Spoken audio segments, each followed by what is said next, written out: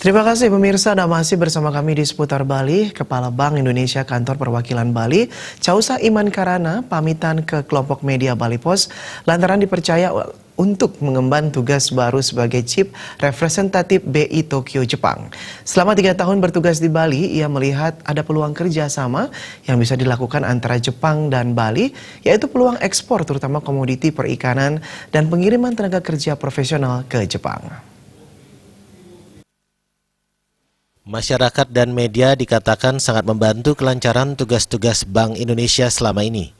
Kerjasama tersebut diharapkan terus terjalin saat ia bertugas di Tokyo, Jepang.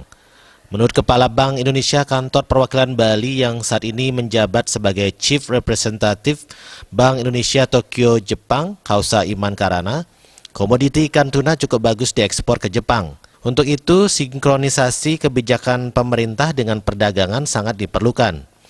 Selain itu, ia juga menilai ada potensi mengirim tenaga ke Jepang. Saat ini angkatan kerja Jepang sudah mulai berkurang, sehingga bisa menjadi peluang bagi Bali pada khususnya. Jadi mensinkronisasi antara kebijakan pemerintah dengan perdagangan ini memang ya perlu waktu juga ya. Karena ekspor ikan tuna segar ke Jepang, nah itu sangat tinggi dan itu menjadikan juga komponen ekspor yang tinggi juga untuk Bali sebetulnya. Ekspor jasa misalkan, seperti tadi didiskusikan dengan Pak Satria bahwa ada peluang untuk SDM, misalkan tenaga-tenaga terampil ataupun juga tenaga-tenaga lainnya yang bisa dikerjakan Jepang, karena Jepang saat ini kan juga sedang artinya generasi pekerjanya kan mulai berkurang gitu, karena banyak generasi yang sudah senior.